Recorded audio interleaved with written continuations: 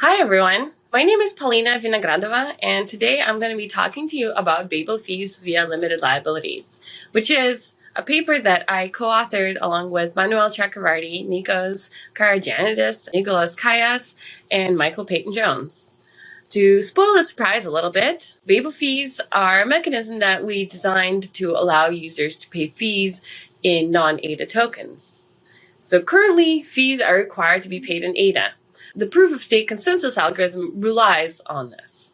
Some prospective users don't want to use or own ADA, therefore they can't build valid transactions because transactions require fees to be paid. So these could be users that want to transact in-game tokens in an in-game marketplace, for example. Different users may value different non-primary tokens differently.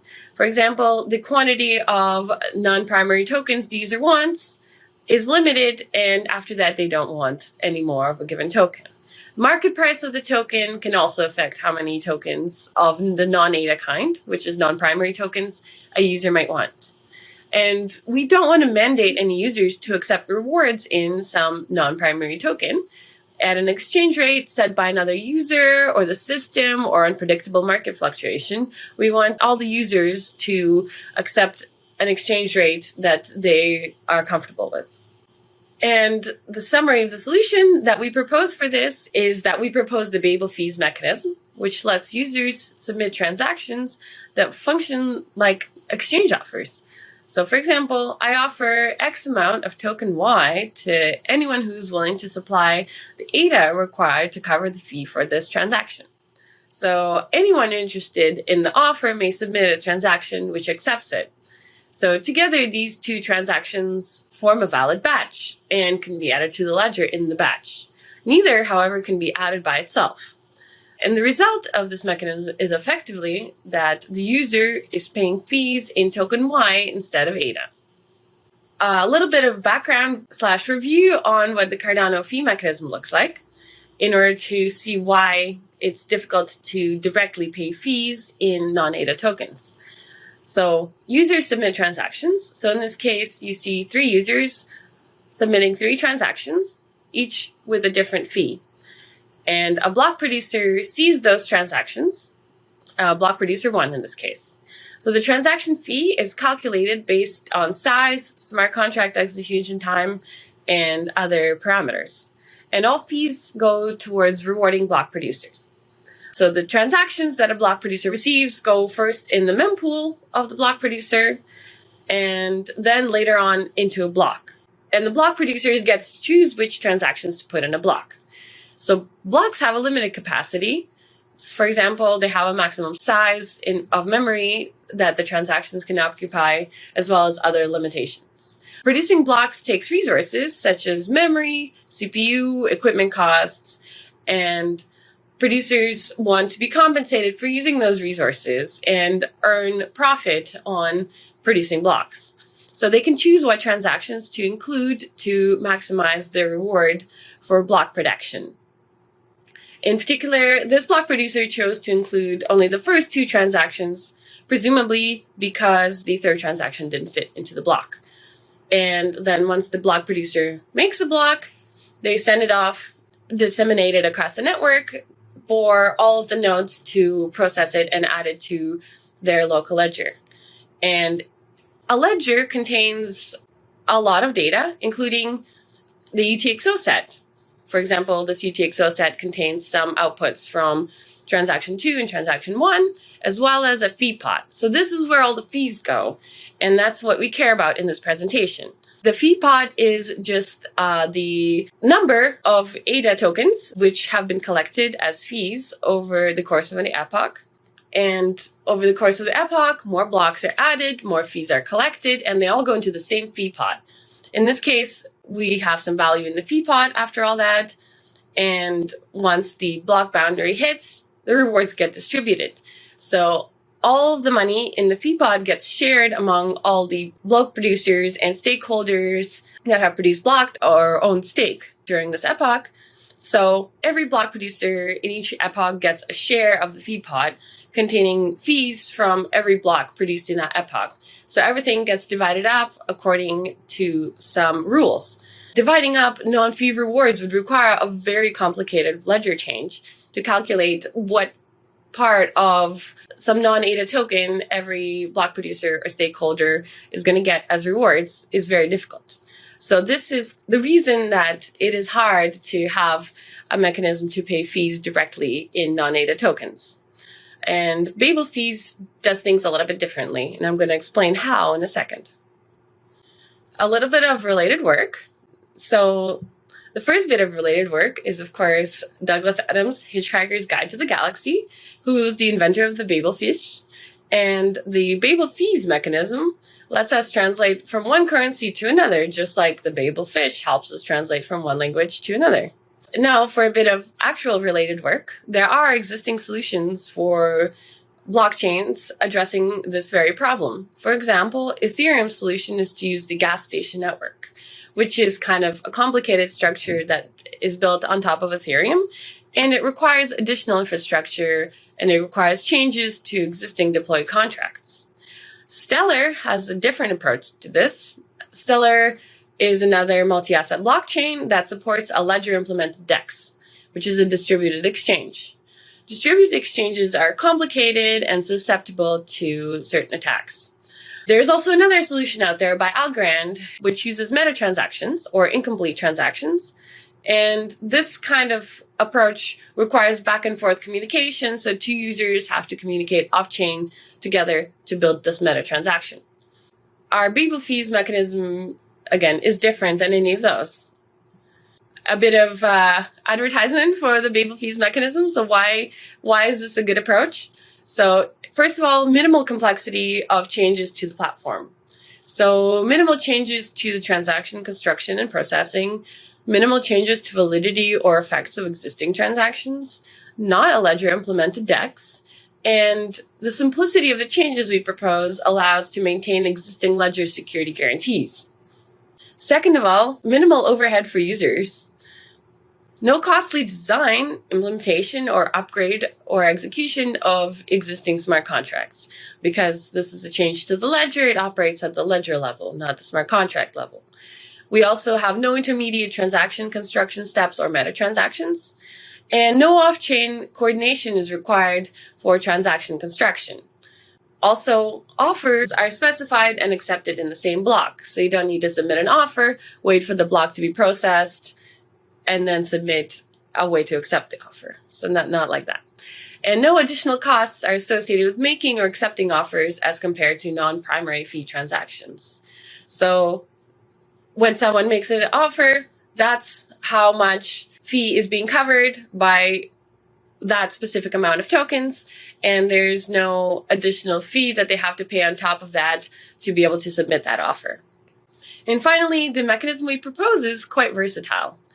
Exchanges are not enforced by a fixed algorithm, giving users the power to configure their selection process at any time and decide what kind of tokens they want.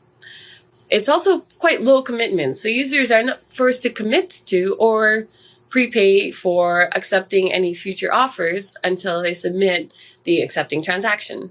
So they might say that they're willing to cover certain kinds of offers, but they can decide on the spot when they see a transaction making an offer of exchange of a certain token, whether they want to accept it or not. And finally, the mechanism we propose is versatile because it can be used for smart contract fee coverage and spot swaps, as well as tightly batched transactions, which I'll also go into a bit more detail later on. A bit of a reminder of what multi-assets look like on the Cardano blockchain. So all on-chain assets are stored using something called token bundles, which are heterogeneous collections of primary and user-defined asset tokens. For example, in this case, we see an example of 1 sword, 20 game coins, and -4 ADA in the same token bundle. So this -4 ADA is a liability. Because it's negative, we call it a liability. Currently, this kind of value cannot appear in transaction outputs. However, one of the main changes we propose to the ledger mechanism is that the liability is now allowed on the ledger temporarily. And I've kind of already said it, but for the big reveal, The paper title is Limited Liabilities. So limited in this case refers to non-persistent, and liabilities refers to debt. So debt comes in the form of negative value, and non-persistent because we do not allow negative values to persist on the ledger. They have to be resolved within a batch. So two of our main contributions to the ledger mechanism is that debt is allowed on the ledger now, and the second one is a strategy to resolve this debt within a batch. So batching is a way of ensuring that all liabilities are resolved in a valid ledger. So debt on the ledger must be resolved inside a batch, enforced by a change in the block validation rules, which now validate transactions in batches rather than atomically. So before, when you process a block, you validate one transaction, you determine whether it's valid or not.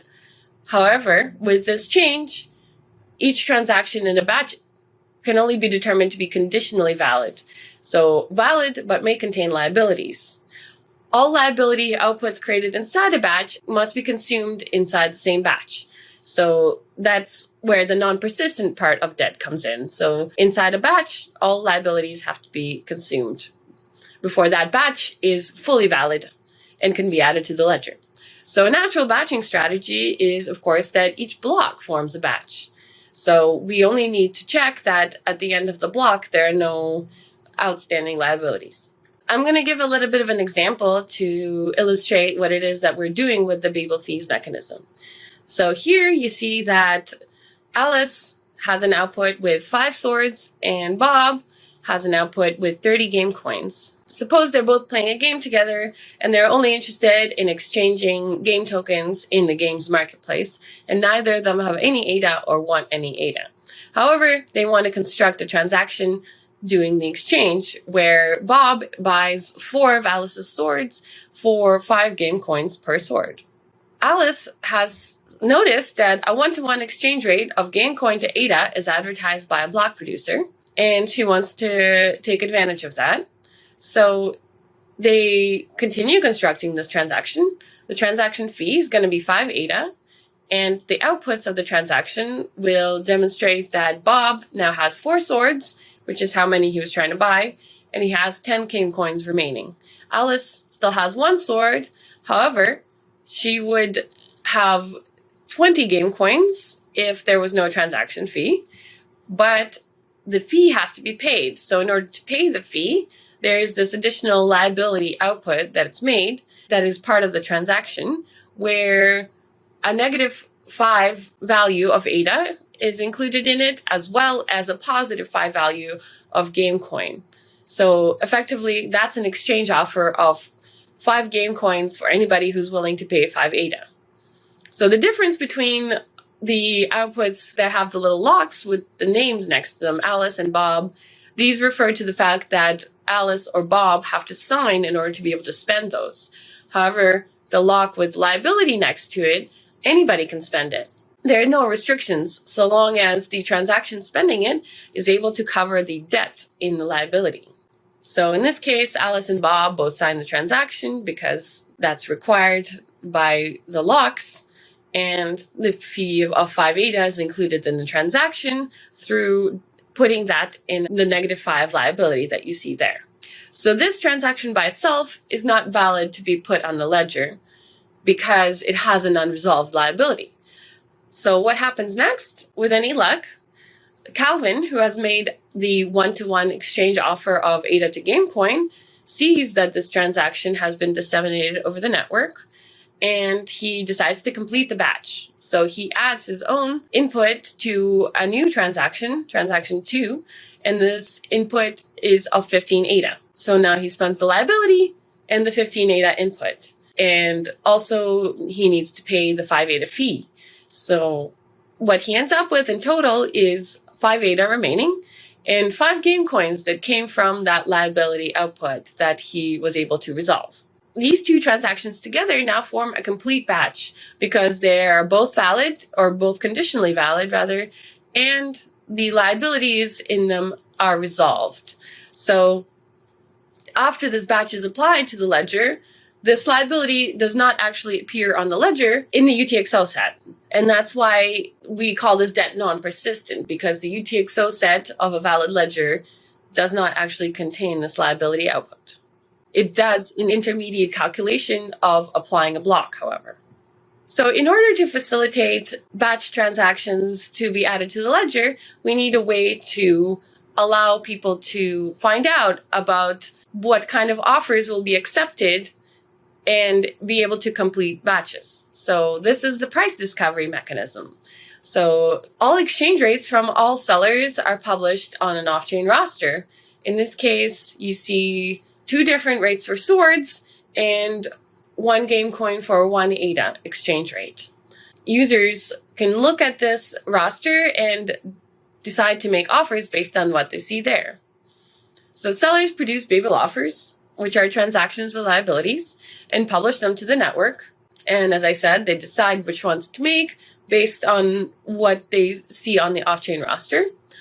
And they want their offers to be live. So if a Babel offer attracts at least one honest party, the accepted offer will be eventually published to the blockchain, is the liveness condition.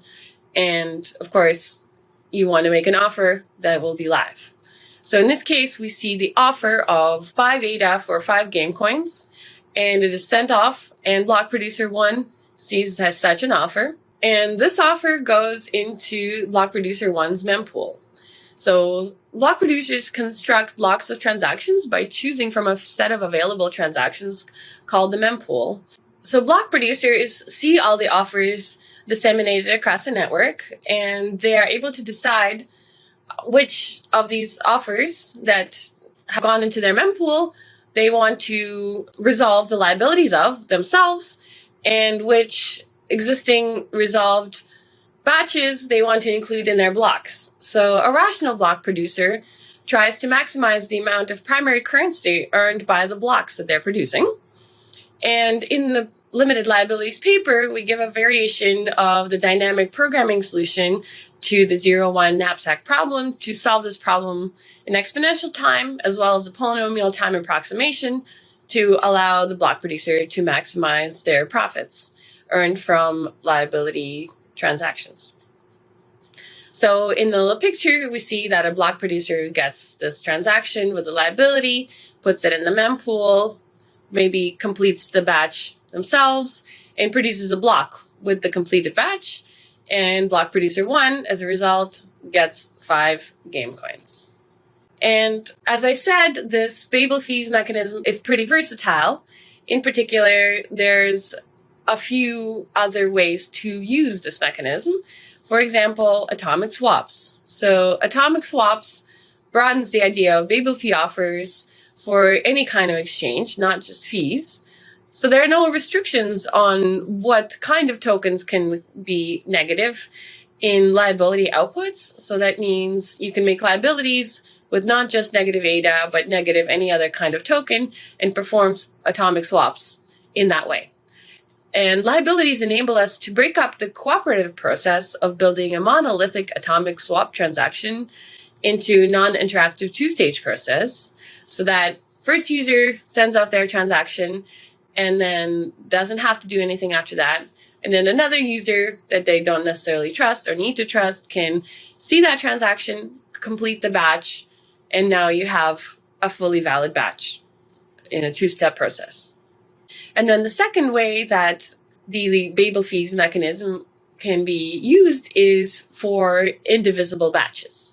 So Babel fee offers can be currently, or as I explained it earlier, batched with any transaction accepting this offer. By changing the script or signature locking the liability output, it's possible to control what kinds of transactions are able to consume that liability. So previously, any transaction, if you change the lock on the UTXO, it allows users to form batches where transactions cannot be replaced with another transaction. So for example, this is very useful in case you have scripts that need several transactions in order to run a program step to completion. So a single step of a script has to be separated into several transactions. This can be formed into a batch using the liability mechanism.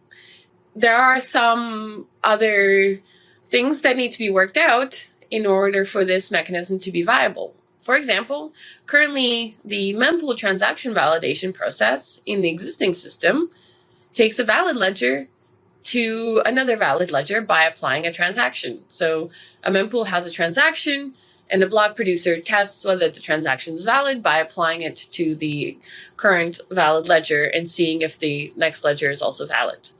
With the Babel fees mechanism, however, you would apply a transaction to a valid ledger, and the ledger you might get could potentially be only conditionally valid, which means that it would contain liabilities. And there's no way to decide whether a given liability will ever be part of a valid batch, so whether it will ever be resolved. And unresolved liabilities cannot appear on a valid ledger, so mempools may be stuck just collecting these conditionally valid transactions and get filled up with unresolved liabilities and are not able to produce blocks. This is, of course, bad, and we need to do something about this problem. We have been thinking about some solutions. For example, only publish transactions in completed batches instead of individually, which would require an alternate method of publication of individual transactions with liabilities, likely off-chain. And another idea that we are thinking of is to instruct relay nodes to only relay transactions to those nodes that have opted in to accept transactions with certain liabilities. This requires a mechanism to maintain lists of offers of tokens to know which liabilities are likely to be fulfilled. And this type of mechanism would be tricky to adjust for indivisible batches. So after we have settled on how to resolve that, we would follow the usual process. So we would make the CIP. We would formalize this mechanism. We would implement it in the ledger, the wallet, the DB sync, and so on. And then voila, payment of fees in non-primary currencies. And thank you very much for listening. Hopefully you enjoyed that presentation.